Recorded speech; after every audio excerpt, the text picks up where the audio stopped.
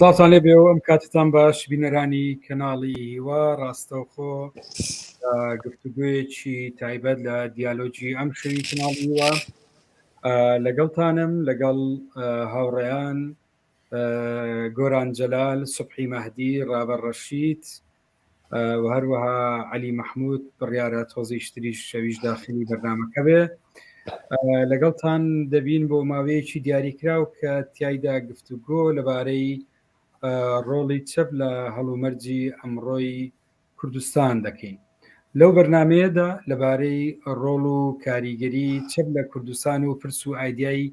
گوتاری چەپ و چۆنیەتی بە کۆمەڵایەتی بوونی، هەروەها لەبارەی ڕۆڵی چاپ لە ناو کرێکاران و پەراوێزخراوان بە شێوەیەکی گشتی و هەروە هۆکاری ڕۆڵی پەراوێزی چەپ لە کۆمەلگا گفتوگۆ دەکەین. ئێمە لە کاتێکە ئەزانین ئەم گفتوگۆی ئێمە لە کاتێکایە کە یادی سیوەک ساڵەی ڕاپەڕینەکانی گەلی کوردستان دەکەینەوە. هەرێمی کوردستان دوای زیاتر لە سێدەیە ڕوبەڕووە بە قەیرانێکی قوڵ لە ئاستی سیاسی، ئابووری، کۆمەڵایەتی. قەیرانەکان تا ئاستێک ڕۆیشتن جگە لە هەڵکشانی پێشەلکاریەکانی سەرمافەکانی مرۆڤ، کۆی ئەزمونونەکەشی خستۆتە بەردەم داهاتوێکی نادیار و پڕمەترسی. مافە ئابووری و کۆمەڵایەتیەکان بە شێوەیەکی گشتی کە خۆی دەبینێتەوە لە هەلی کار و بیمە کۆمەڵایەتیەکان و مەسلەی مافی خوێندن و تەندروستی و خزمەتگوزاریەکان لە کەرتی تایبەت و لە کەرتی گشتی لە ئاستی دەتوانین بڵێن زۆر خراپدایە. ئەوەی پەیوەندی بە موچە و ژیانی فەرمانبەران و کارمەندانی حکوومەت و کرێکارانی کەرتی تایبەتەیە دۆخەکە گەیشتۆتە ئاستی دابەژنەکردنی ئەو بڕەموچە کەمەشی کە بە سەرەتایی ترین مافی مرۆڤ دادەنرێت. ناڕەزایەتی و مانگرتنی هەزاران کرێکاری ژینگە پارێزی بەوەی پێنەدانی بڕەپارەیەکی کەم کە خۆی دەبینێتەوە لە 300,000 دینار بۆ شوفێرانی تەکسی بەهۆی گرانبوونی نرخی بنزین بۆ مانگرتن و هەڵوێستی کاسبکار و دوکاندار و هەروەها نانەوانخانە بەهۆی زیادبوونی باج و سەرانە تا دەگاتە ناڕەزایەتی گەنجی بێکار و مانگرتنی فەرمانبەران و موچەخۆرانی حکوومەت بەهۆی ڕاگررتنی ئەوەی پێدەوترێت لە بەرزکردنەوە و هەروەها دابەژنەکردنی موچەکانیان و ناڕەزایەتیەکانی تریشی پەیوەست بە نەبوونی خزمەتگوزاری تەندروستی و ئاو و کارەبا و سوتەمەنی و زیادبوونی سیستەمی زیادبوونی باز و سەرانە لەلایەشتر بوەستێت. دیوەکەی تری واقعی کوردستان ئەوەی پەیوەندی بە پێشەرکاریەکانی سەرمافە سیاسی و مەدەنیەکان و بنەماکانی ئازادی ڕادەربڕین و تا دەگاتە زیندانیکردن و حکومدان لەسەر مافی ڕادەربڕین دەتوانین بڵێن دیمەنێکی تری تابلۆی سیاسی حکومڕانی هەرێمی کوردستان پێک دێنێت. هەڵکشانی مەدی کۆنەپارێزی و عەقڵەتی خێڵەکی و گەڕانەوە بۆ چوارچێوەی پەیوەندیەکانی خێڵ و خوێن ئەڵقەیەکی تری نەپەچراوە لە لێکەوتەکانی سیستەمی حکومڕانی لە هەرێمی کوردستان کە بە تایبەت ئێستا خۆی لە پێشێلکاریەکانی مافەکانی ژن و هەروەها بەرزبوونەوەی دیاردەکانی توندوتیژی دەبینێتەوە. زیاد لەلایەکی تر ئەوەی بە تایبەتی لە باردۆخی ئەمڕۆیە قسەی لەسەرکرێ زیادبوونی دەسەڵاتی حکوومەتی ناوەند لە هەرێم و دەزوەردانەکانی وڵاتانی تورکیا و ئێران بە تایبەتی ئەگەر سەیری تۆ بردومانەکانی دوێنێ شەوی وڵاتی ئێران بکەین پێش ئەوەی ئەنجامی یعنی وەکو جۆرێک لە خولیایی دەسەڵات خوازی وڵاتان ببینین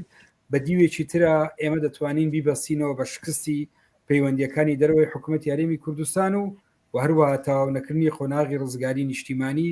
وەک ئەنجامی شکستی دەسەڵات لە ئاسە ناوەخۆیدا. لە ئێستادا بە گشتی لە ناو چین و پێژەکان و لە ناو فەزای گشتی زۆر گفتوگۆ لەبارەی ئەوە دەکرێت چۆن گۆڕانکاری ئەنجام دەین. خۆ هەرێمەکەی لەمەڕ ئێمە لە دەرەوەی مێژوودا ئایا هیچ گۆڕان و تەنانەت پرسی چاکسازیش ممچینە لە سای ئەم دەسەڵاتە؟ ئایا ئەگەر گۆڕانکاریەک ڕاستەوخۆ هەر گۆڕانکاریەک ئەگەرەکانی گۆڕانکاری لە کوردستان نابێتە هۆی نەمانی هێزی دەسەڵاتدارە لە کاتێکە بنەمای هێز لەکردن ئەوان لەسەر حیسابی بەرژەوەندی گشتی بنیادراوە؟ ئەم پرسیارانە لە بارودۆخی ئەمڕۆدا بە شێوەیەکی گشتی زۆرترین گفتوگۆی لەبارەوە دەکرێت. لە کاتێکە ڕۆژ لە دوای ڕۆژ دەردەکەوێت لە سایم حکومڕانیە ناتەدی بەشێکی لە چوارچەوی بزوتنەوە کۆمەڵایەتیەکانەوەی ئێستا ئێمە دەبینین کە بە شێوازی جۆرا زۆر خۆی مانیفێست دەکا و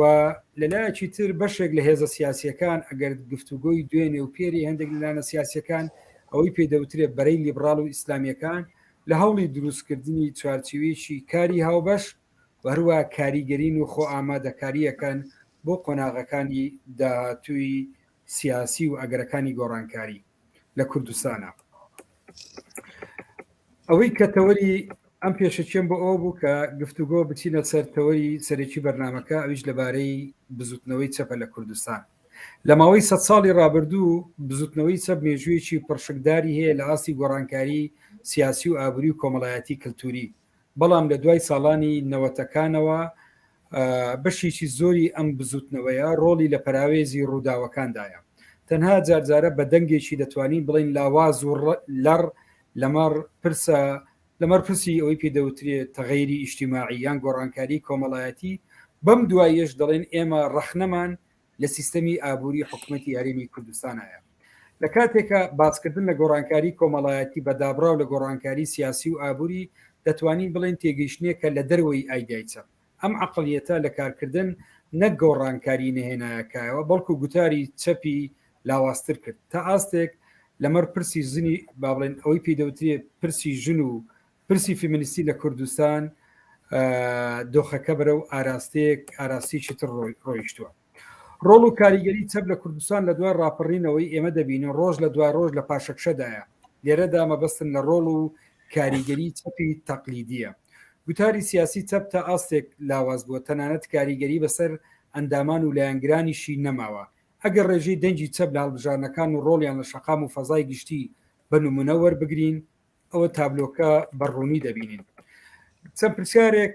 دەبێتە چوارچێوەی گشتی بەرنمەکە بۆ گفتوگۆی زیاترە و لە ڕاستی خۆشیمان بێ ترشیمان بێ ئەم پرسیارانە زیندوێتی ژیان و ئەوەی پێدەوترێ داری سەوزی ژیان ڕوبەڕوومان دەکاتەوە.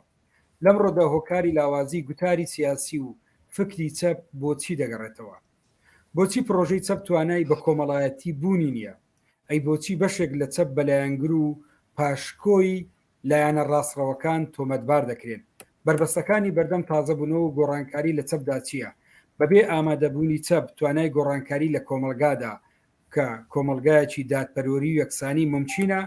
بۆچی بەشێکی بەرچاوی چەپ و کۆمەلیستەکان وەک تاک خۆیان لە دەرەوەی ئەو هێزە چەپانە دەبینەوە؟ بۆچی ئەو هێزانانە توانای لە خۆگرتنی و ئەم با بڵێن خەڵکانەیان نییە؟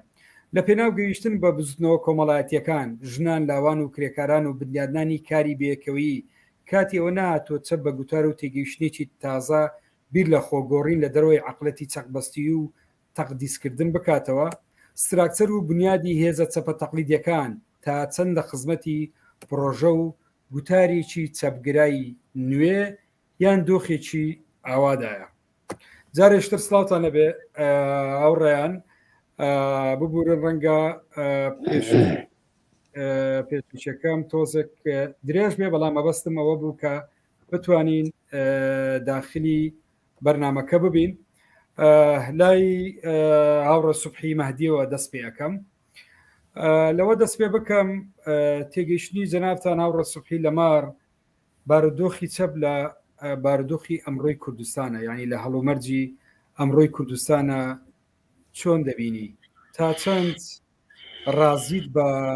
ڕۆڵی ئەمڕۆی چەپ لە ئاستی سیاسی، لە ئاستی کللتوری ئەوی پێدەوترێ گۆڕانکاری کۆمەڵایەتی کەرەمکە؟ زۆر سپاس، شەوتان باش، سپاس بۆ کەناڵی هیوا، سڵاوم بۆ هاوڕێیانی بەشدار بوو، سڵاوم بۆ بینەران و بیستنانی کەناڵی هیوا. لە ڕاستیدا ئەگەر چ لە ڕوانگەی مێژوویەوە چ لە ڕوانگەی ئێستاشەوە سەیری پێگەی چەپ بکەین لە ناو کۆمەڵی کوردستاندا، ئەتوانین بڵێن چەپ خاوەنی پێگەیەکی جەماوەری بەرفراوانە لە ڕووی چ تاک بێ چ لە ڕووی کۆڕ و کۆمەڵی جۆرا و جۆرەوە بێت. بەڵام گرفتی سەرەکی ڕێکخراو نەبوون یان کۆکردن نەکردنەوەی ئەو هێز و توانایەیە لە ڕێکخراو یان لە چوارچێوەیەکدا کە جا لە شێوەی بەرەیەکی چەپدا بێ، لە شێوەی ڕێکخراوێکی گەورەی دابێ، لە ڕێشێوەی هاریکاریەکدا بێ.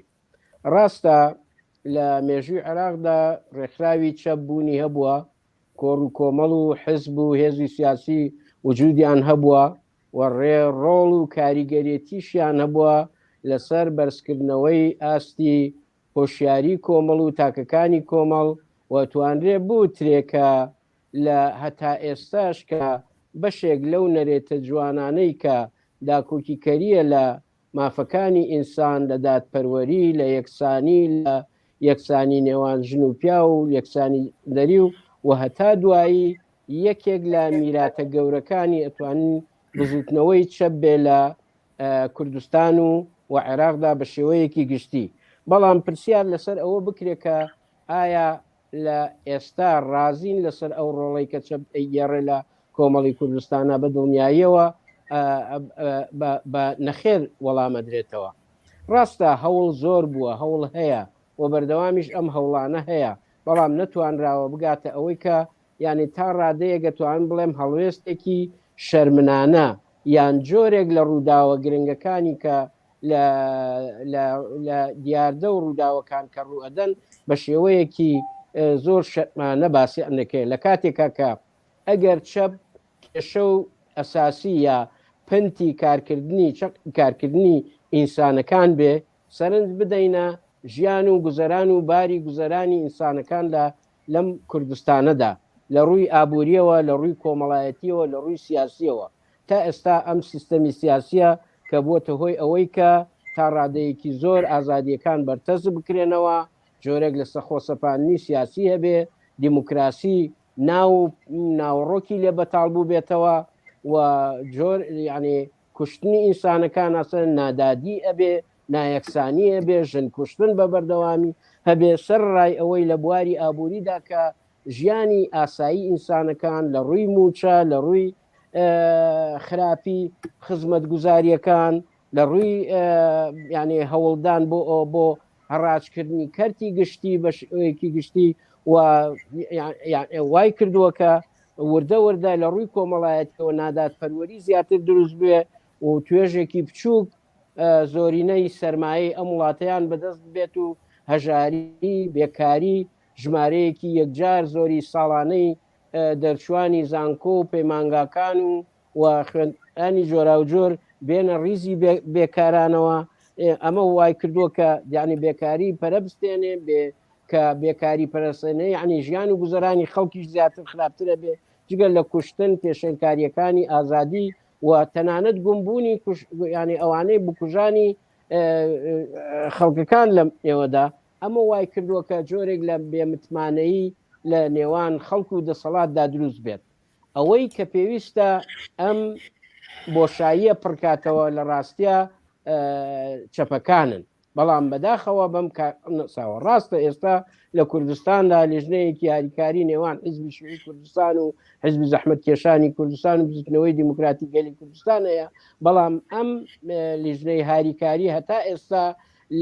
بڵێن لە سەری حزبەکانەوە نەهاتووە ئەوەی کە بێتە بزوتنەوەیەکی کۆمەڵایەتی یا سیاسی بەرفراوان بەوەی کە لە نێو خەڵکدا، لە نێو شار و شارۆچکەکاندا و لە نێو توێژ و جۆرا و جۆرەکاندا ڕۆڵ و کاریگەری خۆی ببینێ لە هەموو پێشێلکاریەکان دەنگی نەبەرزکاتەوە، لە هەر دیادەیەک لە ڕووداوێکە ڕۆڵی هەبێ قسەی ببێ و ببێتە پێشڕەوی ئەو ناڕزایەتیانەی کە ئەمڕۆ لە کۆمەڵی کوردستان هەیە. هەموو ئەو بابەتانەی کە جەنابەت لە پێشەکێکە ئاماژت پێدا، یعنی ئەوانە هەموو لە کۆمەڵی کوردستانە وجودیان هەیە و بۆ پڕکردنەوەی ئەوانە پێویستیان بەوەیە کە بەرنامەی مەودا کورت و مەودا فراوان لە نێو چەپەکانە ئەبێ. بەڵام لە ڕاستیە کە چەپ بۆی ناڕێکخراو بێ و تەنها ینی ڕۆڵ و چالاکیەکەی لە دەرکردنی بەیاننامەیەک لە هەندێک لەو دیاردانەی کە ڕوئەدات ئەبێتە هۆی ئەوەی کە ئەبن کە جەماوەریە ئەم بن کە ئەوانە ئومێدێکی ئەوە نەبێ. بەڵام ئایا قابلی ئەوە نییە کە ئەم گۆڕانکاریەک ببێ لەم وتار و لەم کارنا؟ بەڵێ ینی خەڵک ئامادەیی تێدا هەیە و هەمیشە لە نێوان کۆڕ و کۆمەڵی کوردستانە کە باسی ئەم دیاردە و ئەم کارە دزێوانە و ئەم نادات پەروەریانەی کە لە نێو کۆمەڵی کوردستاندا هەیە باز بکرێ زۆر جار باز لە جێگرەوە ئەکەن ئەی بەدیل کێ ئەڵتەرناتیڤ کێیە هەتا ئێستا بەداخەوە چەب نەیتوانیەوە خۆی بسەلمێنێ وەکو ناتوێت بەڵام توانای ئەوە هەیە کە چەب ببێتە ئەم ئەڵتەرناتیڤە ببێتە بەڵێ ئەتوانێت کە کاری لەو بابەتە زۆر باش ئەمیش بەڕێکخراوبوونە و هەنگاوی کردەیە بەرەو ئەوەی کە شۆڕ بێتەوە ناو چینی توێژەکانی کۆمەلگای کوردستان کە بتوانێت ڕێبەری یا ڕابەری هەموو ئەو چالاکیانە بێ کە بۆ بەدەزێنانی مافەکانیان تا دامەزرانی کۆمەلگایەکی یەکسان و دادپەروەر. دەست خۆ شاڕۆ سوفی تەمان بەرنامەکەمان بە شێوەی دیالۆگە واتە لە کاتی مداخەلی منیش بامان شێ ئەوە بۆتان هەیە کە ینی مداخلە لەسەر قسەکانی من بکەن وە کۆی چۆن من ئەندێزار مداخلە لەسەر تێگەیشتەکانی ئێوە دەکەم ئەو ڕێگۆران تێگەشتی جەنابێت کۆچی لەگەڵ ئەم با بڵێن ئەو دیدەی کە ئێستا هەم لەوەی هاوڕۆ سوفحی هەم لەوەی من کە لەبارەی ڕۆڵ و پێگەی چەب لە کۆمەلگای کوردستان جەنابەت ئەم ڕۆڵە چۆن نەبینی لە کاتێککە ئێوە پێش ئێمە لە چەند ڕۆژێک دەبێ ئێوە لە کۆنگرەی دوایین کۆنگری حزبی زەحمەتکێشانی کوردستان بوونەوە لە کۆنگرە چۆن قسە و باسێک ئەگەر ئەمە ڕەبت بکەێر بە تێگەیشتنی خۆشت لەبارەی ڕۆڵ و پێگەی چەب لە کوردستان کرا ئایا لە ڕاستیە یعنیت ڕازین بەم دۆخە ئایا ئەم دۆخە یعنی قەدەری چەپە دۆخێکی ئاساییە تەنیا پەیوەندی بەباری مەوزوعیەوە هەیە یان چەپ چەند خۆی لی بەرپرسیارە. زۆر سپاس شەوتان باش سڵاو لە بینەر و بیستەرانی کەناڵی هیوا سڵاو لە هاوڕێیانم سپاس بۆ دەرفەتە جەنابەت وەکو کوردەواری هەولێر گوتنی باوشێک مەوزوعت خستە ناو مناقەشات کە بەڕاستی هەریەک لەوانە خۆی لە خۆیدا بابەتی زیان و مناقەشەی زیان دەبێت یارە قسەکردن لەسەر چاپ و باسکردنی ئەو مۆزوعە کارێکی هەرە لە پێش و هەرە پێویستی چەپەکانی کوردستانە چونکە ئەگەر بە پێوانەی بیان ئەگەر بە بەراورد بێ لە بینی خەبات و تێکۆشان و قوربانیەکانی چەپ لە بزوتنەوە ڕزگاری خوازی گەلی کوردستان و هەتا گەلی عێراقیش لەگەر ئەو ڕۆڵی ئێستا چەپ لە کوردستان و لە عێراقیشدا هەیتی بەڕاستی وەچی مقارنە نییە بەراورد ناکرێن چونکە قوربانیەکان 100 هێندە و 1000 هێندەی ئەو واقعەن کە ئێستا چەپ تێیدا دەژی دیارە ئێمە چەندی واقع بینانە لێکدانەوە بکەین چەند باشتر دۆخەکە هەڵسەنجێنین ئەوەی پەیوەستە بەباری مەوزوعی بەباری بابەتی بێگومان کاریگەری خۆی لەسەر چەپەکان هەیە لە بیرمان نەچێ ئێمە لە کوردستان و لە عێراقیش هەم لە ڕووی ئایدۆلۆجی هەم لە ڕووی سیاسی هەم لە ڕووی کۆمەڵایەتی و هەندێک زۆر جار لە ڕووی ئابووریشەوە فشار و بابرێن هەدەجار گەماروی تونمان لەسرە ئەفکاری مجتەماعی عێراقی و مجتەماعی کوردستانی ئەگەر مقارنەك لە بینی هەفتاکان و 2020ەکان بکەین دەبینین واقعی سەقافی واقعی کۆمەڵایەتی و بیرروباوەڕی پێشکەوتن خواز و چەپایەتی بێگومان زیاتر لە هەفتاکانی استیعاب دەکرا زیاتر خەڵک لە دەوری کۆ دەبەوە بەڵام بەپێی کۆمەڵک اعتیباراتی وەکو باسم کرد ئاینی هەیە ئەتیباراتی ئایدۆلۆجی هەیە ئەتیباراتی هەتا نەتەوەی نیشتیمانیش هەیە کە چەپەکان وردە وردە جەماوەر یعنی وەکو ئەوەیە بە نوێنەری خۆیانی نازانن یان بەلایانی کەم متمانەی ئەویان پێ نییە بیان کەنە نوێنەری خۆیان واقعیتکە هەیە بەڕاستی گرفتی چەپ دوو گرفتە گرفتی چامپی دەگوتێ گرفتی حزبی چەپ گرفتی چامپی دەگوتێ گرفتی فکری چەپ بێگومان گرفتی گەورە لە چەپ لە کوردستاندا گرفتی حزبی چەپە حزبەت چەپەکان بە تێکڕایەن بە حزبی زەحمەتشانەوە بە حزبی شوعیشەوە و بە گروپەکانی کەشکە لەسەر چەپ مەحسوبن هەتا ئێستا نەیانتوانی ئەو پێشنگای تێ بکەن لەبەر کۆمەڵێک اعتیبارات ئێمە لە بیرتان نەچێ وڵات کوردستان وڵاتێکی داچوودا بەشکراوە و لە قۆناغی ڕزگاری نیشتیمانی چەپەکان بەشێک بوونە لە حرەکەی شۆڕش و حەبزوتنەوەی چەکداری و بەشداری خەباتی چەکداریان کردووە و پێشنگایەتی هەندێک جار لە ئەحزابی قەومیش زیاتر خەباتی ڕزگاریان بە خەباتی خۆیان زانیوە کاتێک ئەو خەباتە دەگاتە قۆناغی لە قۆناغەکان کە پێی دەگوترێ قۆناغی بەدەسەڵات بوونی بڵێ بەردەوام باوەڕە گۆران ئاساییە دەبێتە مەسلەیەکی دی دەبێتە ئەوەیەکی کە ئەو کاتە وەکو بینیمان مەسەن بەنمونە کوردستانی باشوور دەینەوە کاتێک هێزی چەکداری و ئەحزابی قەومی بە ئەحزابی چەپ پێشەوە لە قۆناغی شۆڕشەوە دەگەنە قۆناغێکی کە پێی دەگوترێت قۆناغی دەسەڵاتی خۆجەیی یان دەسەڵاتی ناوچەیی دەبینین ینی وەزعەکە بە چۆن دەگۆڕێ و ئەو نەگۆڕینی ئەو خیتابە لە پاش سەرکەوتنی یان بابرێن بەلانی کەم سەرکەوتنی ڕاپەڕینی خەڵک لە کوردستان مانەوەی بەو خیتابە و درێژە پێدان بەو خیتابە و خۆ بە خاوەنزانی ئەو خیتابە وای کرد کە بۆ نمونە ئەحزابی قەومی لەو مەسلەیە پێشنگاتی بکەن نەک ئەحزابی چەپ ینی ئێمە بەداخەوە ئەوەی کە نەقدا ئەوەی کە ڕخنەیە لە ئێمە دەگیرێ بریتێ لەوەی ئێمە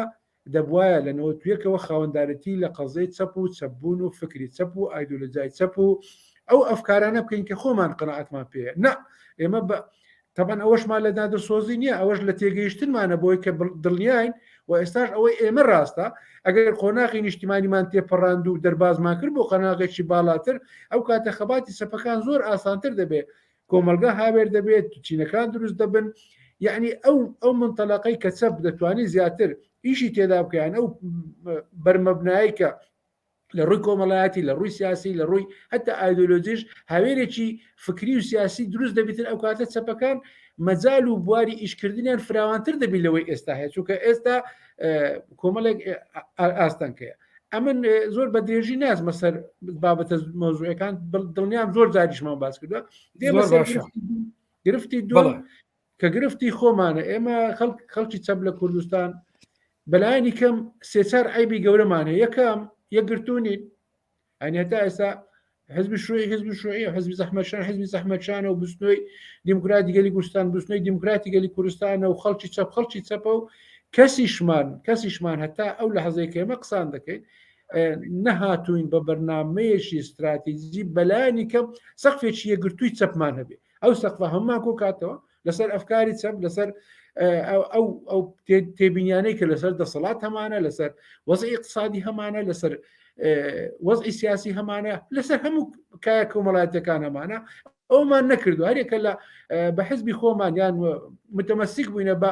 ئەو ئەفکارانەی کە لەناو حزبی خۆمان هەیە و ئەوە هەتا ئێستاش تا لە حەزر قسەی دەکەین قسەی زۆر لێکراوە زۆر هەوڵدراوە هەمومان جوودمان سەر کردو بەڵام نەگەیشتونێتە ئەوەی کە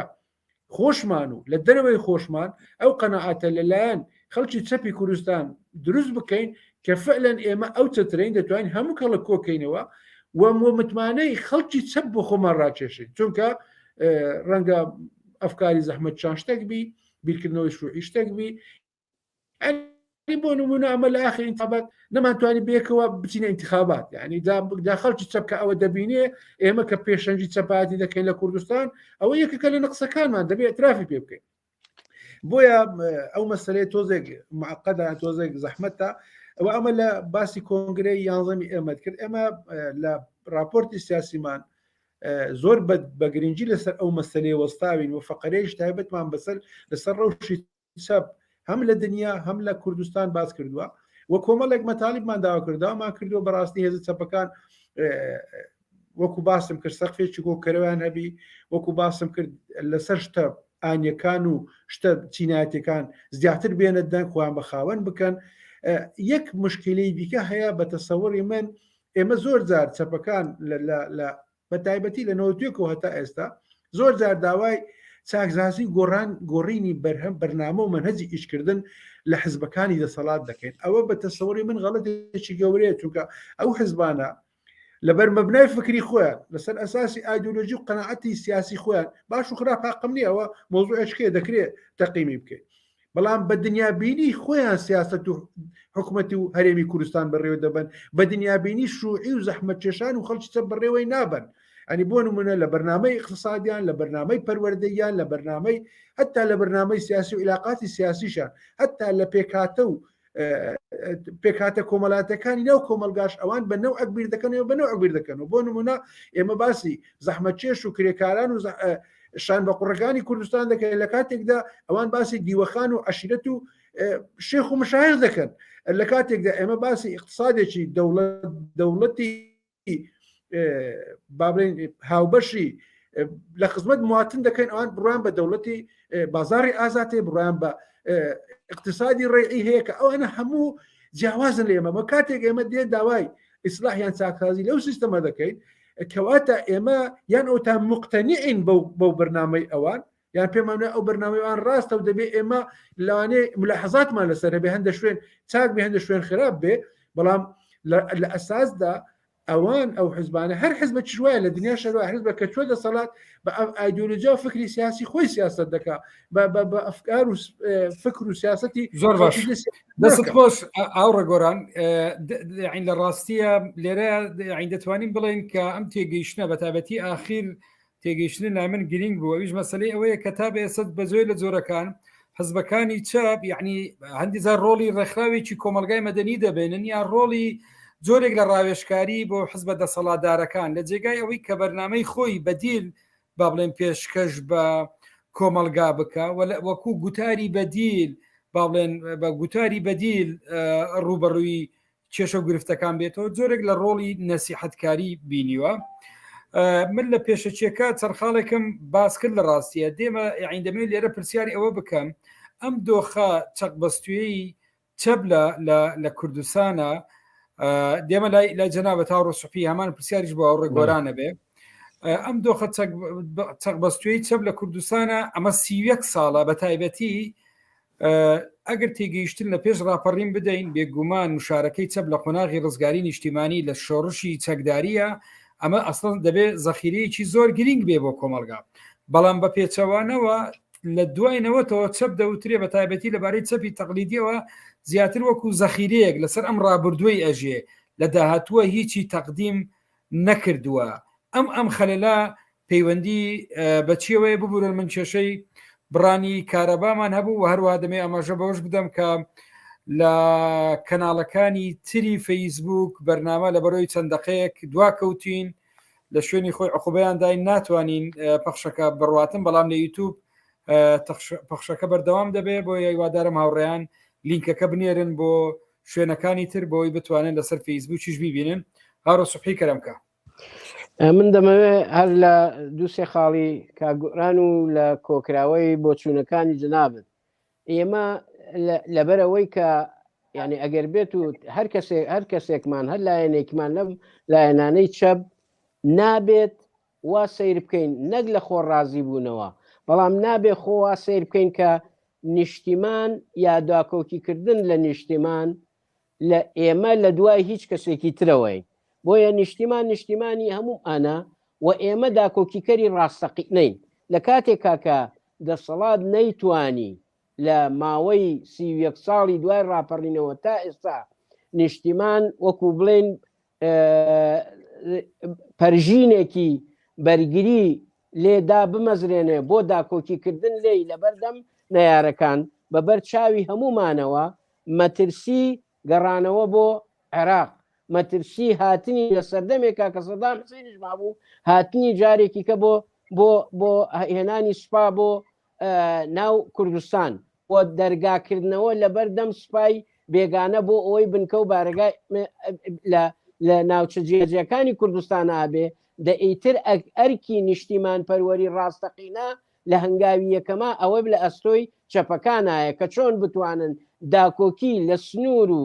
لە خاک و ئاو و هەموو خەڵکی دانیشتوی ناو نیشتیمانە بکەنە ئەرکی سەرەکی خۆیان لە کاتێکە کە ڕەخنە و گلەی و گازندە هەبێت لە دەسەڵات بە معنای ئەوە نییە کە تەجاوزێک کراوەتە سەر نیشتیمان و ئەرکە نیشتیمانیەکان بەڵکو ئێمە خۆمان بە نیشتیمان پەروەری ڕاستەقینە دەبێ بزانین کێشەی ئەساسی تریشکەوەی کە ئێمە ڕاستە یعنی تا ئێستا هەر بەم شێوەیە کار پشتووە لەوەی کە داواکاریەکان لە شێوەی ئیمزا و لە شێوەی عەریزە و لە شێوەی خۆپیشاندان و هەموو ئەوانە ئەخرێنە بەردەم دەسەڵاتداران بە حکمی ئەوەی کە ئێستا ئەوان دەسەڵاتدارن ئەگەر انتخاباتەکانی ژەگەر هەڵبژاردنەکانی جۆرێ لە کەموکڕی ئەوانەیان تێدا هەبوو بێ لە حقیقەتە لە یان انتخاباتی پاک و بێگەر نەبوون ئەمانە دەسەڵاتدارن ئێستا دەبێت کۆی داخوازیەکانی خەڵک بخرێنە بەردەم ئەم دەسەڵاتە بەڵام ئەم دەسەڵاتە جۆرێک ئێمە لە هەڵە تێگەیشتین ینی لە ئەنجامی پێشکەشکردنی هەموو ئەم داخوازیانەی خەڵک گەیشتینە ئەوەی کە ئەم دەسەڵاتە لەبەرەوە بێ بیر لە بەدیل بکرێتەوە بەدیل ئەوەیە کە لە ڕێگەی ڕێگاکانی گەیشتن بە ئامانجەکە لە ڕێگەی سادە و ساکارەوە بەرەو فشاری زیاتر فشار ئەوەیە کە کۆکردنەوەی هێزێکی زۆر کردکەوەی کە بەرژەوەندیان لە دروستکردنی ئەم فشارەیە کە بەرژەوەندیان لە تەقدیمکردنی ئەم داخوازیانەیە بە دەوری هێزی چەپدا کۆ بکرێتەوە بەداخەوە هەتا ئێستا ئێمە وەکو یعنی ئەو کەسەمان لێ هاتووە کە ئەمانەوێ بچینە ناو گۆمێک یان مەسبەحێک بۆ مەلەکردن هەموو جارێک قاچمان لەبەر ساردی ئاوەکە قاچمان تەڕەکەین و ئەگەڕێینەوە زۆر جار لەم کاران نەمانتوانیەوە ببینە مەلەوانێکی باش لە داخوازەکان لە کاتێکا داکۆکیکردن لە زۆرینەی خەڵکی هەژار و زەحمەت کێش لە زۆرینەی خەڵکێکی بێموچە بێژیان بێکار ئەرکی سەرشانی هەر هێزوکی سیاسی بێ دەبێت چەپەکان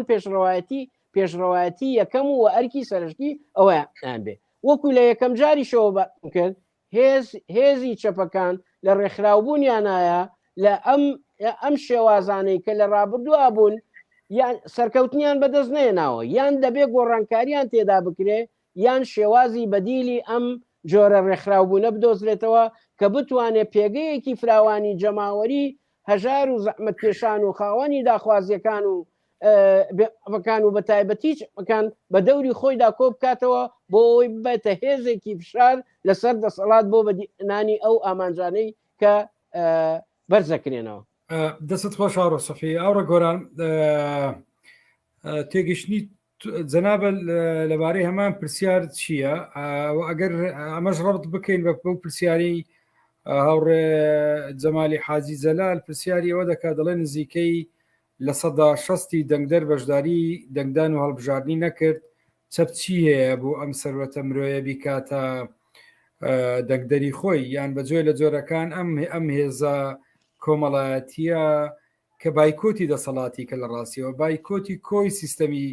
سیاسی کرد کەرەمکە بڵێ زۆر سپاس دیارە لە پرسیارەکەەوە دەست پێ دەکەم ئەو 16 نال بە پێی سەرچاوەکان لە 16 زیاتری خەڵک بەشداری هەڵبژاردننی نەکرد ئەوە خۆی لە خۆیدا اعتراازێکە بە دەرەجەیەک لە حزبە دەسەڵاتدارەکان وە بە شێوەک لە شێوەکان متمانە نەبوونە بە چەپەکانش چونکە ئەگەر دەسەڵات ڕەت دەکەنەوە ئەگەر ئێمە بمانتوانی باجێ متمانێ ئەوان باین بێگومان دەمانتوانین بیان بەنە سەر سندوقی دەنگدا من نامە سەر مەسەری هەڵبژاردن چونکە هەڵبژاردن لە کوردستان و لە عێراق و هەتا توانێت بە شەرقی ئەو چەند دەوڵەتێکی لێ دەرکەی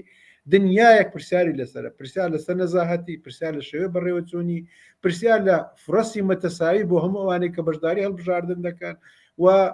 پرسیار لە ساوی چێ هەڵبژاردن دەکات چێ دەنگەکان دەژمێری چێ نەتیجە ئەلان دەکات دنیایەک پرسیارێکە ئەوە مەوزوعەکە بەڕاستی لەوەشدا دەتوانم بڵێم هەموو جارێت چەپەکان غەدریان لێ دەکرێت چەپەکان حەقی خۆیان پێ نادرێ یعنی زۆر جار نەزاهەت نەبوونی انتخابات بە شێوەیەک لە شێوەکان وای لە دەنگدەری کورد کردووە کە بڵێ چەپەکان هەر دەرناچن یان هێزێکی کۆمەڵایەتی ئەکتیڤ و بەتوانانین ئێمە دەنجی خۆمان بە خەسار نادەین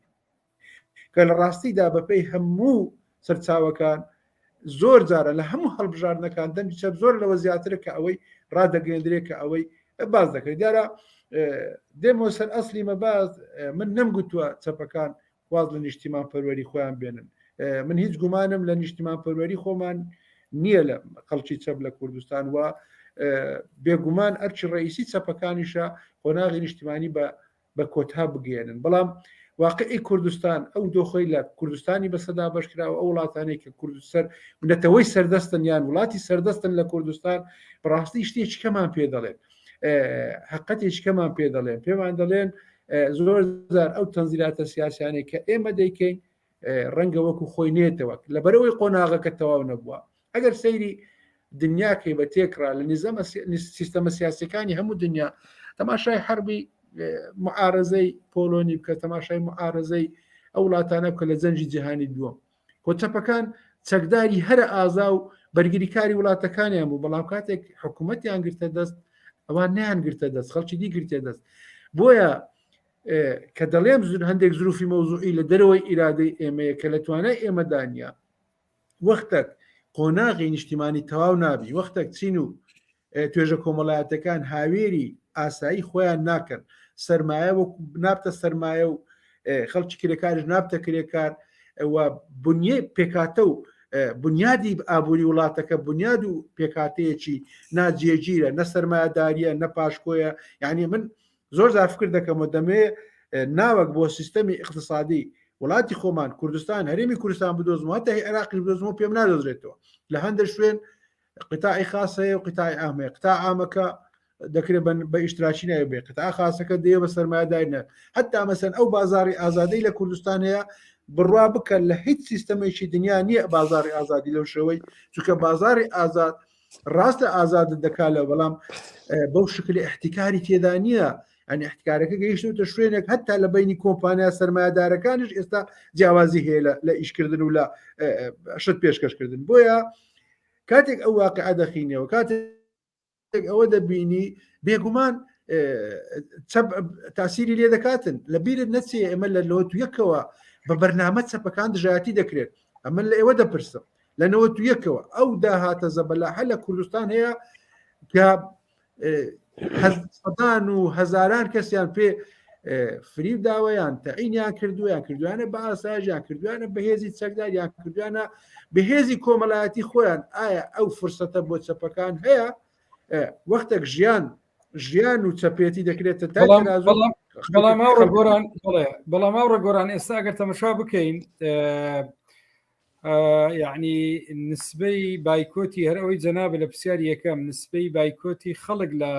هەڵبژاردنەکان من داوای لێ برنەکەم جارشکە دیارە مشکلەی کارەبامان هەیە هیوادارم سوڕەکە تۆزێ وازەح بێ نسبەی با بڵێن بایکۆتی خەڵک لە دەنگدانەکان و هەروە مەسلەی نسبەی مشارەکەی خەڵک لە خۆپیشاندانەکان و ئەو گفتوگۆیی کە ئێستا لە فەزای گشتیە کرێ ینی بە هەموو ڕوویەکەوە ئێستا بزوتنەوەیکی کۆمەڵایەتی لە دەرەوەی دەسەڵات دروست بووە ئەم بزوتنەوە کۆمەڵایەتیە هەر جارەی بە شێوازێک مانیفێستی خۆیەکە و دژایەتی ئەم سیستەمە سیاسیە ئابوووریە ئۆلیگاریشیە دەکا کە لە کوردستانە هەیە و ئەم هێزە ڕۆژانێک بە دوای هێزێکی سیاسی ئەگەڕێ بە دوای چوارچێوەیەکە گەڕێ کە بتوانێت کاری لەگەڵ بکە بۆ ئەوەی بتوانێت ڕۆڵی هەبێ سەردەمانێک هێزێکی سیاسی بۆ نمونە وەکو گۆڕاندێ کە دواتر دێ مشارەکەی حکوومەت دەکا و بە ئاراسی شت دەڕوە ئەم هێزە کۆمەڵایەتیە واز لە گۆڕان دێنێ جاریشتر بە دوای هێزیشتر دەگەڕێ ئێمە ئێستا ساڵێک هەڵبژاردنمان لەبەردەمایە هەرچەنە بە تێگەیشتنی من چەپ تەنیا لە مەسەلەی هەڵبژاردنە کورد ناکرێتەوە واتە تێکۆشانی چەپ لە خەباتی پەرلەمانیە کورد ناکرێتەوە دەکرێ یەکێک بێ لە میکانیزمەکان لە پاڵ تێکۆشانی جادە و ناو سندیکاکان و ناو کارگەکان بەڵام پرسیار ئەوەیە کە یعنی تا ئێستا لە ڕاستی ئەمە نەمانتوانیوە دەست لەسەر جەوهری قەزیەکە دابنین کە بۆچی ئەم بزوتنەوە کۆمەڵایەتیە کە ئەمڕۆ زۆرینەی زۆری خەڵکی کوردستان پێک دێنێ و بە پێی داتایەکان بێ ئەم پارتیوێچێتی 120 دەنگەکانی کوردستانیانەیە ناوەیە سە حکومی هەموو کوردستانەکەین باشە بۆ ئەم زۆرینەیە ناتوانێت لەگەر سەدایەکی دەنگ بدا بە چەپ و چەپ ناتوانانی ڕۆڵ ببینی و ئێستا ئێمە لە کاتێکە لەم ڕۆژانی یادی هەشتی مارسەکەینەوە سەردەمانێک کە چەپ ڕۆڵی چەپ لە ئاستی کللتوریە لە مەسلەی ژنانە لە مەسلەی فیمینستیە و لە مەسلەی گۆڕانکاری کۆمەڵایەتی لە ناو ڕۆشنبیرانە لە ئاستێکی زۆر بەرزا بوو و بە دیوەیەکی تریشە لە ناو کرێکاران و لە ناو جوتیاران بوو ئەم ڕۆچەپ لە ڕاستیە من باز لە چەپی تەقلیدی یەکەم واتە ئەو چەپەی کە لە سیەکانەوە دروست بووە و ئەوەی دواتر لە هەشتاکانەوە دروست بووە تا دەگاتە ئێستا لە چوارچێوەی حزبی سیاسی ڕۆڵەکەی ڕۆژ بە دوا ڕۆژ لە داکشانە و لە پاشەکشەیە وە گرفتەکە ئەوەیە لە ڕاستی لە لای مناوڕە گۆران وە چەپ لە ڕاستی هەر هەمومان ئامادە بووینە فێری ئەوە بینە کە حازر بەدەست لە ڕاستیە بدەین بەدەستەوە کە بڵێن ئەمە پەیوەندی بە کۆمەڵێک ئەسبابەوە هێشتا لە ڕاستیە چەپ احتراف بەوە ناکە کە عنی وەکو حزبی سیاسی لە قەیرانایە و من پێم وایە ئەمە لە دوایین کۆنگرا ئەگەر ئەفۆم دەکەێت لە دوایین کۆنگرا ئەگەر راپۆرتی سیاسەکە بخوێنەوە زۆر بە وازەحی دانمان بۆ ناوە کە چەپی کوردستانی لە قەیرانی لە قەیراندایەوە پێویستی بە چارەسەر ئەمە نەما شاردێتەوە خۆشمان لەو بەرپرسیارەتە نازینەوە چونکە ئەو چارەسی ئەو دەبێت چی بێ ینی زۆر چارەسەر ئاسان و هەندێک جار ئاسانە وەنجاریش قورسە وەکو باسم کرد ئێمە لە دۆخێکی کۆمەڵایەتی و سیاسی سەخت داین ئەمە خۆت دەزانی مەفهومێکەیە حزبی سیاسی کاتێک متمانەی زەعیف دەبێت بۆ دروستکردنەوەی متوانە پێویستی بە وەختە ئێمەش پێویستمان بە وەختە پێویست بەوە ئەوە نییە ینی وەرچەرخانێکی فەوری و ناکرێت مەفروزە ئێمە لە ئێستاوە بەرنامە ڕێژی بکەین یەکەم شێت هەموو مشتەما و هەموو کۆمەلگا تێبگەێنین کە بەڕاستی ئێمە نوێنەراتی ئەوان دەکەین بەبێ غەلوغەش چونکە لە بیرن نەچ زۆر حرەکەی ئەترازی گەورە لەژی ئەو دەسەڵاتە هات نەمەدان قسەی زۆر گەورەشیان کرد و وەزعێکیان دروست کرد ئێستا وا لە ینی بەشێک لەو بێمتمانەیە کە خەڵک نەهاتە سەر دەنگدان و ئێستا مقاتعی پرۆسی هەڵبژاردن دەکا چەند خەتای دەسەڵاتە ئەوەندەش خەتای ئەو حزبانەیە کە بە نەفەسێک ئیشیان کرد هەموو خەڵکیان بە هیوا کرد ینی لێ ناشارمەوە ئێستا ئەمن زۆر جار قسە دەکەم ماتن دەڵێکا کە خۆتو لە گۆڕان زیاترت پێ ناکرێ گۆڕان ئەوەندە کەسەی هەبوو گۆڕان فلانی هەبوو گۆڕان پارەی هەبوو گۆڕان KNN هەبوو گۆڕان ئەوەی هەبوو دەڵێ قابلێت تۆ لەوە زیاتر بکەی خۆ ئەوان مادیت ئێوەش ئەوها دەکەن ینی کە دەڵێن بم بە بەرنامە ئێمە ینی لە کاتێکدا من بۆ خۆم ئەو ڕێیم بوو زۆر احترام هەیە ینی حرەکەی بروستنەوەی گۆڕان زۆر گۆڕانی گەورەی لە فکری سیاسی کوردی کرد بەڵام هیچ جیاوازێکی لە حکومڕانی لەگەر دەسەڵات نەبوو تەنها دەویست ئەو دەسەڵاتەکە بگرێتە دەست و ئەو دەسەڵاتەیە لە بەردەستی دوو حزبەکە دەریکابی کات حزب حق خۆی بۆ بیرمان نەچێ ئەو ڕێگۆڕان لێرە بم بڕە قەتعەت دەکەم گۆڕان تاوان لە بەرەوەی کەسیان نێرنیە من نامێ ینی یەکێک لە خاڵە بەهێزەکانی گۆڕان بە تایبەتی لە دوای ئەم شکستەی لاڵبژاردننی پەرلەمانی عێراق و لە نەتیجەی مشارەکەکردنیان لە حکوومەت وەکو ئەزمموی چەپ لە ڕاستیە لە ڕابردوو بە حزبی شوعی زەحمە کێشانیشەوە ئەمان مەبەستم لە تێنەگەیشتیا ڕۆگەرە مەبەستم لەوێ بوو کە ئەزمموی مشارەکەیان لە حکوومەت وەکو زەحمە کێشان و حزبی شوعی کاتێ زانیان هاتنە ناو حکوومەت و تووشی پاشەکشەیەکی زۆر بوو لەگەڵ هاتنیان لە حکوومەت گوتاری سیاسی و فکریان بێگومان گۆڕانکاری بەسەرداهات ئەما لە ڕاستی زۆر بە زەریانە ئەم قیادەیە دەستی لە کار کێشایەوە و ئێستا لە قۆناغی ئینتیقالیدا هەموو ئەوانەی کە پێشتر زویر بوون ئێستا هێنا یعنی لە مەرحەلی ئەوەیە کە چۆن بێتەوە ئیشکالیەتی ئەم بزوتنەوەی لە چیە لە ماوەیەکی کەمە پرسیار ئەوەیە یعنی چەپ قیادەی چەپ بۆچی ئەم جەریئەن ئەم جەرائەتیتیانە یعنی دام بۆ بنێ کە بەشێک لە قەزیەکە پەیوەندی بە زاتێت و بە خودیەتی چەپە لە ڕاستیە و هەموو متەمەرانی زۆر بەوازحی باسم کرد گوتم ئەوەندەی گرفت لە بارودۆخە ینی هۆکارە بابەتەکانە ئەوەندەش گرفت لە خۆمانە من پێم گوتی ئەگەر ورتر قسە بکەم چەپ دووسێ مشکلەیە ئەمە لە هەشتاکە ئەم لە دوای ئینتیفازەوە با باسکەن تا ئێستا کەسێکی چەپ نهاتوە کاریزمایەکی چەپ نهاتوە هەمومان بتوانێت هەمومان کۆکاتەوە هەمومان بتوانین لەژێر فکر و ئایدیا و سەرکردایەتی ئەو ڕێبەرایەتی هەموو فکری چەپ بکە ئەموو باسم کرد ئەساسن من زۆر زار فکر دەکەمەوە جیاوازی ئێستای حزبی شوعی لەگەر زەحمەت کێشان و بزوتنەوەی دیموکراتی گەلی کوردستان و زۆر کەسیت کەشەیە لە کوردستان و پێمە بیر دەکات و جیاوازەکە چییە بۆ ناتوانین لەژێر چەترێکی بچووک کۆبینەوە لەسەر نەک لەسەر چەتر لەسەر کۆمەڵێک خاڵی هاوبەشی سیاسی خاڵی هاوبەشی ئانی کۆبینەوە دەزانیم تێدەگەم مەسەلەکە چیە مەسەلەکە ئێمە حزابی چاپ وە کەسانی چاپ بەڕاستی هەتا ئێستا ئەوە بە قەنەعەتی منە ڕەنگ ڕاستیش نەبی و ڕەنگە زیاد ڕۆیش تێدا بێت کەسانی چەپە تا ئێستا و ئەوە لە دنیاش پێم وایە هەروایە کەسمان بە کەسمان رازی نین ئەمە پێمان ئێستا زۆر لێکتری تونتر بکەین دەگاتەوەی کە بڵێن ئەمن خەتای منیان خەتای تۆیان خەتای یەکە چتکە بەڵام لە ئەساسدا دیسان دەڵێمە و لە کۆنگرەژ ئەمە دووپاتمان کردەوە دەبێ چەپەکان دانیشن بە ڕوئیایکی تازە بە دنیابینیەکی تازە بە قەنەعەتێکی تازە و بە نوکرانزاتێکی تازە ینی باخۆ لە خۆبردەیەکی زیاتر ینی نەک هەروە بە سەراحەت باسمان کردو نابی هیچی کە زەحمەت کێشان شوعی بزوتنەوە حزبی سیاسین خۆیان پێ سەرکردەی چەپ بێ خەڵک التحاقیان پێ بکات دەبێ هەمومان بێکەوە پرۆژەیەکی سیاسی چەپانەمانە بێت ئەگەر هەمومان بێکەوە بۆ نمونە هەر کەسێک دێتە ناو پرۆژەیەکی چەپانەی سیاسی لە کوردستان وەکو من خاوەنێتی وەکو حزبی شووی خاوەنێتی وەکو کاتیوا خاوەنێتی وەکو هەر کەسێک کە ئەو ئەفکارانە پێش ئەوە دەکات ئەگەر ئەوەمان کرد پێم وایە لە هەنگاوی یەکەم دەتوانین بەلایانی کەم هێز و توانامان یەک خەین بەیانی کەم ئەگەر بۆ تێکڕای جەماوەری کوردستانژنا بەڵام دەتوانین بۆ خەڵکی چەپی کوردستان متمانەیەک بجێڕینەوە و یعنی وان تێبگەیری کە مامانە بەڕاستی ئێمە گۆڕانێکمان بەسەزاتمانە کرد پرسیارێکەکەم دەسمە لە یاڕۆ سوحی دوایی دەگەڕێمە لای تو لە سەلامان پرسیار لە پێشەچی بەرنامەکەش وتم چەپ ئەمڕۆ لە کوردستانە بەشێک لە چەپ بە وا بڵێن باشترە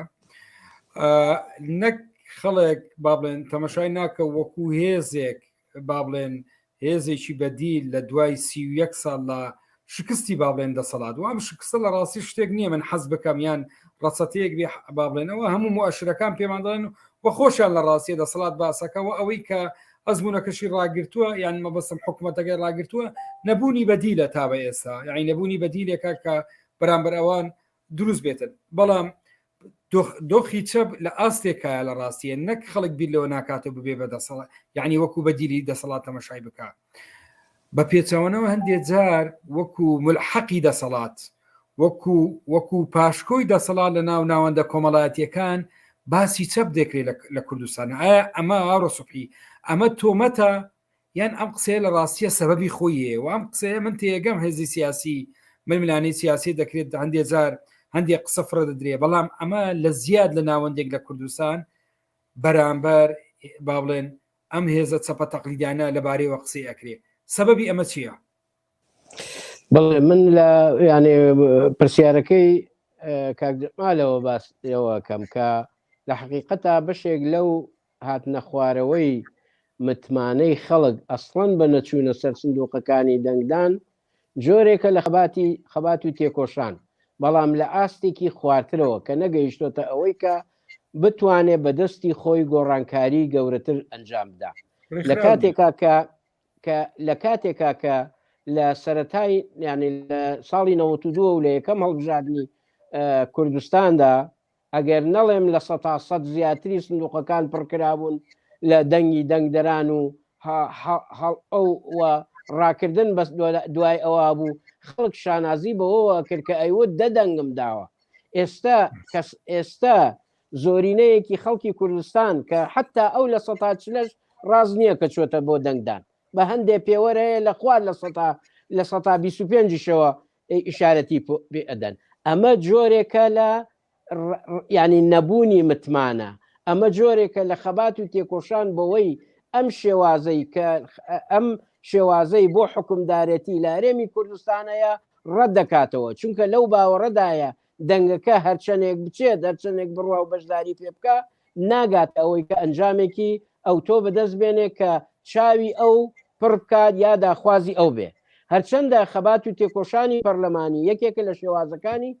خەبات کە ئەکرێ لەوێ نوێنەرانی یعنی خەڵکی کە نوێنەری ڕاستەقینەی خەڵکن بە تایبەتی نوێنەری چینە ژار و زەحمەت کێشەکان کە چەپەکانن ئەگەر زۆرینەیەک لە پەرلەمانە بن بە دڵنیاییەوە یاساگەلێکی ئەوتۆ بێ دەرئەچێنن کە لە خزمەتی چینە ژار و زەحمەت کێشەکان بن بەداخەوە یعنی چەپ یعنی بۆیە وا هەستەکرێت کە ئێستا گوتارێکی جیاوازی نییە لە گوتاری دەسەڵات ڕاستە لێکدانەوەی هەڵە هەیە بۆ هەندێک لە بۆچوونەکانی چەپ کە ئەویش لە ڕوانگەی هەستکردن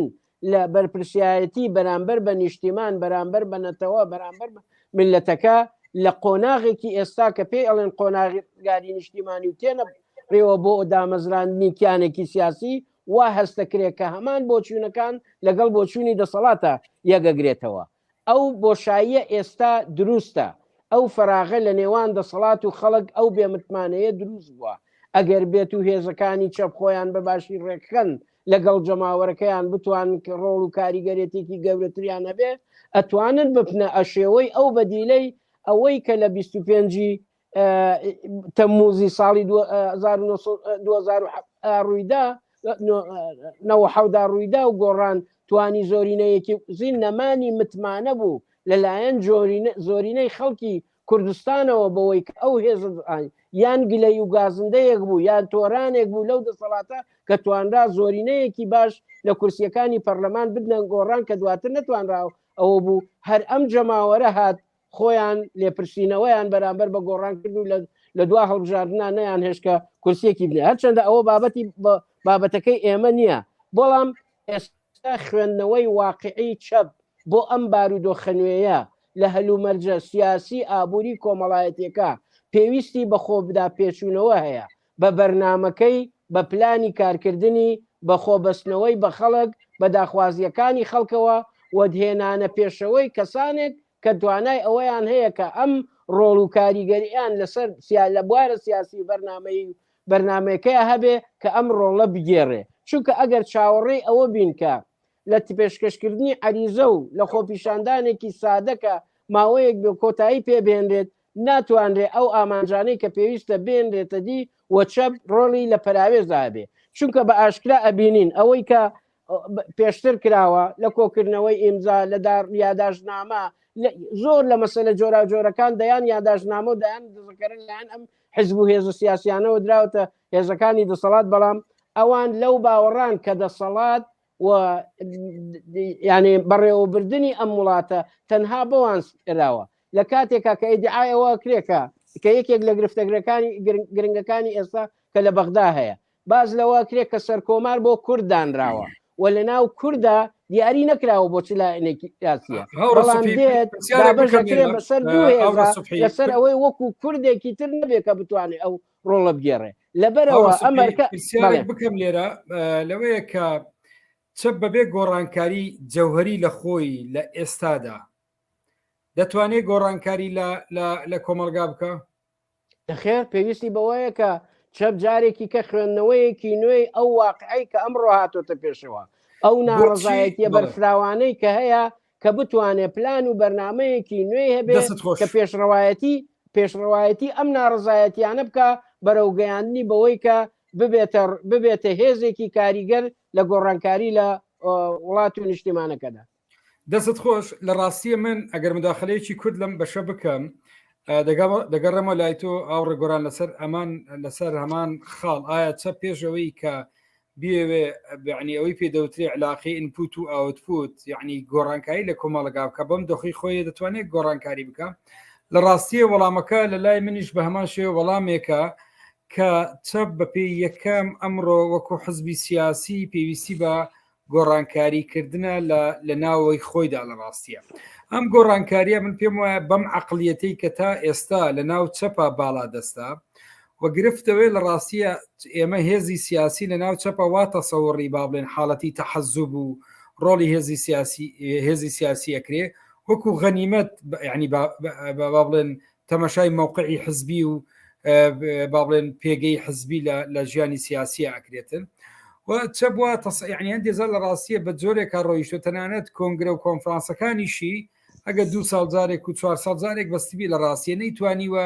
گۆڕانکاری یەک گۆڕانکاری لێک خاڵ بکە ڕەنگە لە هەندێک شکلاتە هەندێشتی گۆڕیبی بەڵام سری ئێستا بۆ نمونە سری تەمەشای ئیعلامی چەپ بکە سری دموچاوی قیادەی چەپ بکە سری بەرنامەجی سیاسی بکە ئیشکارەتەکەوێت لە ڕاستیە چەپ میکانزمێکی تەنانەت لە کۆنگرە و لە کۆنفرانسەکانە ئەوی پێدەوترێ میکانزمی خۆ ئینتاجکردنەوە یعنی لە ڕاستیە لە ناو خودی هێزی چەپە بەقەت ئەوەی هەوڵ بۆ ڕێگری و ترس لە گۆڕانکاری هەیە لە ڕاستیە جورئەتی زۆرێک لە مجازەفەکردن جورئەتی زۆرێک لە گۆڕانکاریکردن نابیندرێ. ئەمە پەیوەندی ئایا بە عقلەتێکی کۆنە کە لە ڕابردوو ئەمڕۆ دەوێت چە بڕێ بە ئەمە پەیوەندی هەندێزار بە کۆی باسەکرێ بە هەیمێنەی دەسەڵاتە لەسەر چەپکە دەیەوێ هێزی سیاسی لە ئاستی وەکو کارتۆن هەبن و باقی ئەوە قسەی جددی نەبێت لە کۆمەلگایە ئەمە لە ڕاستی زۆر بابەتی تر یعنی دەگرێتەوە. من بیرم دێ کاتی هێزە چەپەکان هەر ئەم چەندلایەنە ئێمەمانانە ویسمان خۆپشاندانێک بکەین یاداشتێکی ناڕەزایەتی بگەێنین داوای مۆڵەت لە پارێزگای هەولێر دەکرێت دوای ئەوەی کۆمەڵەتی نادرێت چەپ زۆر عاقڵ و گوێڕایاڵانە دەچێت لە بەردەم بارەگای زەحمەت کێشان بەنامەیەک دەخوێنێتەوە 20 کەس کۆ دەبێتەوە. نەک ڕۆحیەتی بەرەنگاری نییە نەک ئامادەی ڕوبەڕووبوونەوەی نییە تەنانەتە ئەمە لەفە لەوێ کۆتایی پێدێ و وازی لێ دێنێ و ئەمە ناوی لێ ناوە کاری هاوبەش لە ڕاستیە. ئێستا ئەگەر تەمەشای تەنانەت ئەوەی پێدەوترێکاری هاوبەشی سێ لایەنە سیاسەکەش تەمەشا بکەی هەمان عقلێتی حزبەکەیە ئەو ئومێدی لەسەر کاری هاوبەشی شەبوو ئەمیشی کوش لە ڕاستی لە بەرەوەی ئامادەی تیانە. بۆیە بە تێگەیشتنی من لەم خاڵەیە یعنی چ وەکو ئایدیا چ وەکو فکر و تو مەسەلەی داڕشنەوەی لە ڕاستیە گوتاری سیاسی کە گوتارێک بێ شوناسی چەپی پێوە بێ و چ لە مەسلەی مامەڵەکردن لەگە هێزە کۆمەڵایەتیەکان کە بتوانێت جۆرێک لە گوتاری بنیادنان و کاری بەیەکەوەی تەقدیم بکاتن. ئێمە تەجروبەی چەپمان هەیە لە ڕاستی ڕەنگە لە زۆر لایەنەوە چەپی ئەمریکای لاتین لە ئێمەمانە بچن لە زۆر لایانی شۆ لە ڕاستیە نەچن بەڵام ڕۆڵی چەپ لە ئەمریکای لاتین ئەگەر تەمەشای بکەن لە قۆناغی ڕزگاری نیشتیمانی وەکو چەپ لە باشووری کوردستانە ڕۆڵێکی گرنگ بووە. بەڵام ئەگەر دوایین ئەزمموی چەپ لە شیلی تەمەشا بکەین سی دەکەین کە ئەزمموێک دوای 50 ساڵ و ئێستاز لە هەژمونی ئەمریکا لە ململانێ چەپ ململانێ ناوەسێ لە ڕوبەڕووبوونەوە ناوەسێ لە مامەڵەکردنی لەگەڵ هێزە کۆمەڵایەتیەکان هاوشان لەگەڵ ئەوان لە تێکۆشانە بەردەوامە بێ و هەروەها گوتارێکی چەپێکی ئەمریکای لاتینی دەبێت لە ڕاستیە نەک گوتارێک کە گوتاری کۆپی پێست بێ. بۆیە بەشێکی زۆری یعنی تێگەیشتەکان لەسەرەوە کۆکن کە یعنی چەپ لە ڕاستێتی تر نابێ خۆی بخەڵەتێنێ پێی وابێ وەزعی باشەوە دنیا شامی شەریفە و من پێم وایە زۆر ئاسانە یعنی چەپ هەمووی ئەمڕۆ ئێمەمانان هەمووی لە قیادەی حزبە چەپەکان بین و نامان ئەندامی مەکتەبی سیاسی و سەرکردایەتی بێ بەڵام کاتێ تەمەشای دواوەی خۆتەکەی وەزعی چەپ دەبینی من پێم وایە ئەمە جورئەتی دەوێدان بە هەڵەکان دابنێن لە ڕاستیە و هەموو قیادەیەک لە ڕاستیە جورئەتی ئەوەی دانیە بڵێ من لە قەیرانم و جورئەتی ئەوەشی نییە بڵێ من پێداچوونەوەیکی جددی دەکەم لە ڕاستیە و بە دوای چارەسەریەکان نەگەڕم و گفتوگۆ دەکەم هیچنەیەک ئەم ڕۆژە ئێمە وەکو هاوڕێگۆران لە لایەوە کە دانیشتین باسی ئەومان کرد کاکە قیادەی ئەم چەپانە ئیشیان چییە بەدا بنیشن لەگەڵ یەکە گفتوگویەک بکەن بۆ وەزعی کۆمەلگاکەوەیە ئەخە من باوەڕم بەوەیە لە ڕاستیە لە هەر کۆمەلگایەک چەپ لە پاشەکشەیە بێ مەسلەی ماف و داخوازیەکانی خەڵک مەسلەی کرێکاران چین و مافی چین و توێژە پراوێز خراوەکان مەسلەی ژێن مەسلەی ئازادیەکان لە پاشەکشەیە. ئێمە ئێستا کوردستان دەبینین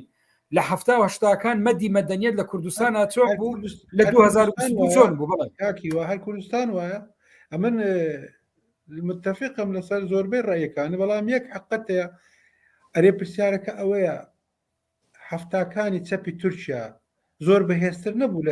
لە چەپی ئێستای تورکیا ئەرێ چەپی عێراقی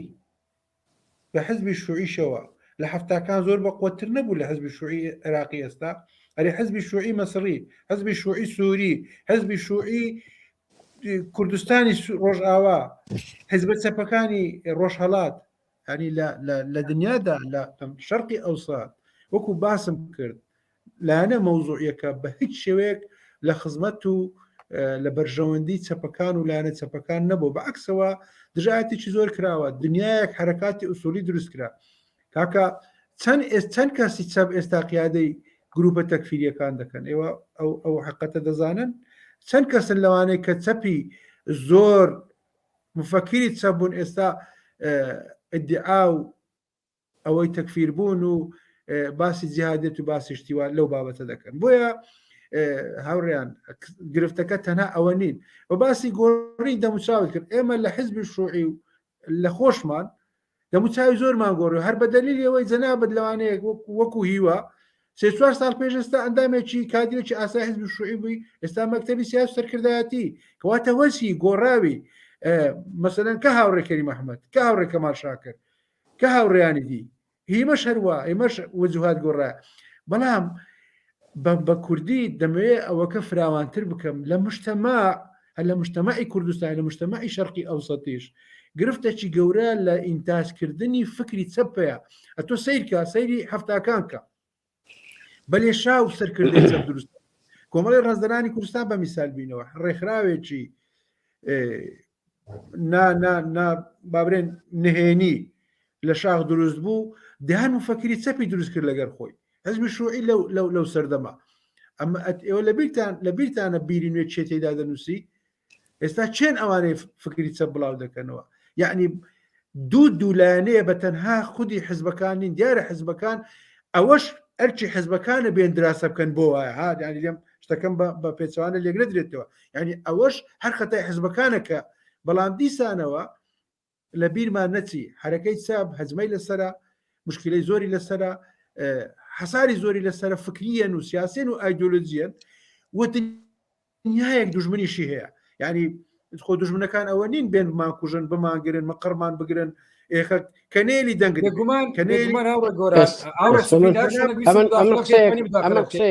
من قسەیەکمە لێرە ئەمن ینی لەو باوەڕام کە ینی بەڵێ بارودۆخی ینی ئەوەی کە هەیە ڕەنگە یاری دەدەری شەپ دەبێ بەڵام پرسیارەکە لێرایە ئایا لەبەردەم ئەم بارودۆخە ئەبێت دەستەوەسان بکەیت یان هیچ نەبێت یان ئەبێ پەلە قاژەیەکەی بۆیە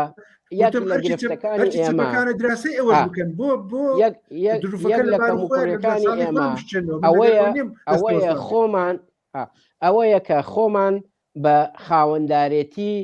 گرفتەکانی نێو ئەڵمان نەکردووە لەکە ڕاستە هەندێک لە هەندێک کاتە بەیانێک دەرکراوە لەگەڵ کۆمەڵی لە خەڵکی ترا لە خۆ پیشاندانە بەڵام پێویستی بەوەیە لەکوێ نادادی هەیە لەکوێ هەژاری هەیە لەکوێ برسێتی هەیە لەکوێ بێکاری هەیە لەکوێ نەخوێندەواری هەیە لەکوێ فەرقی ژیانی لادێ و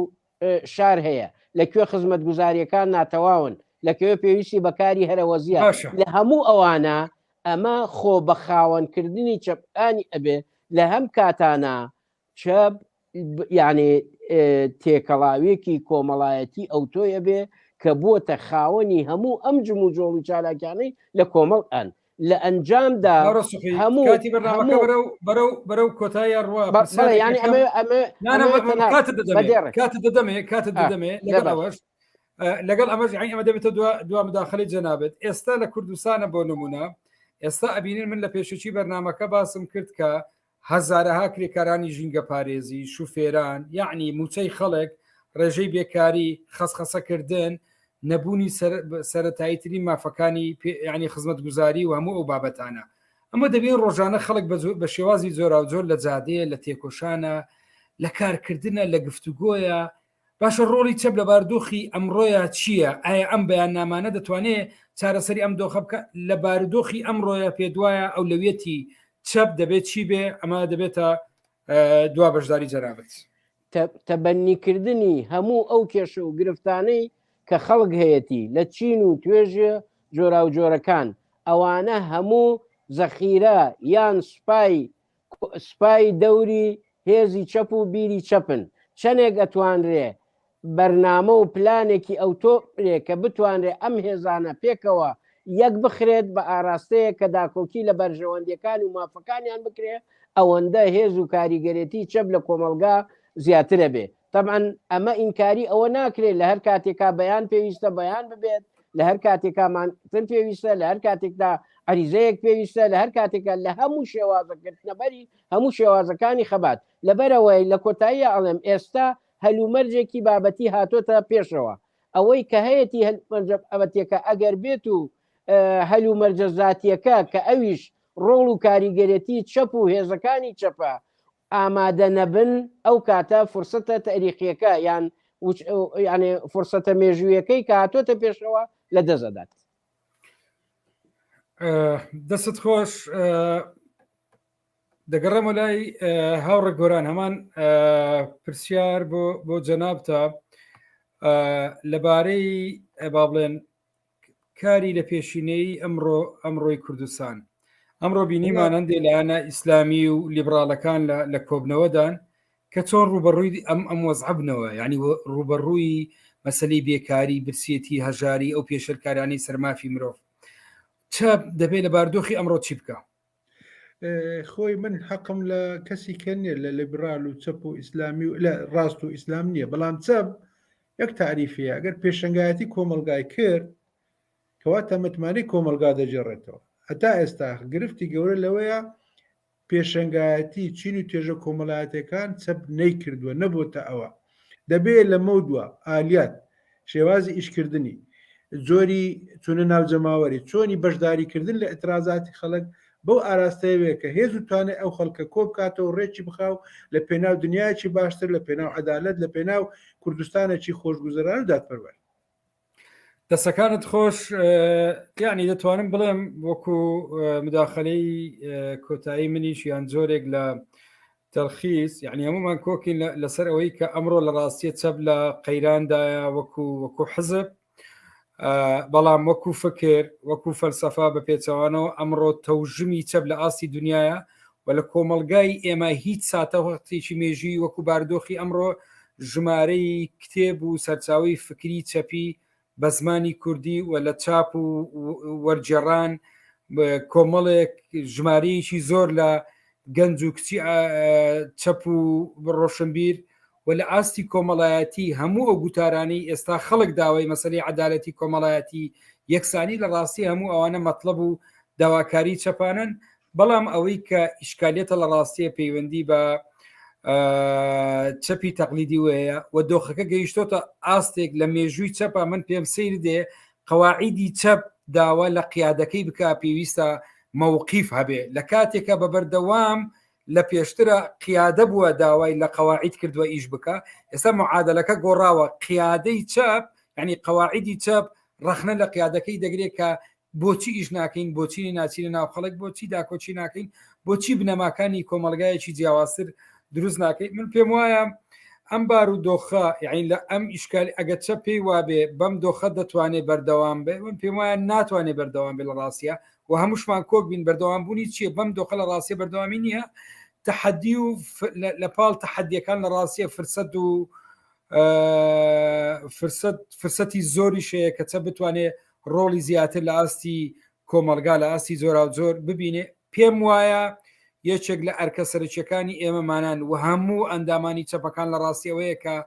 بەشی زۆری تێکۆشانێ لە ناوەخۆی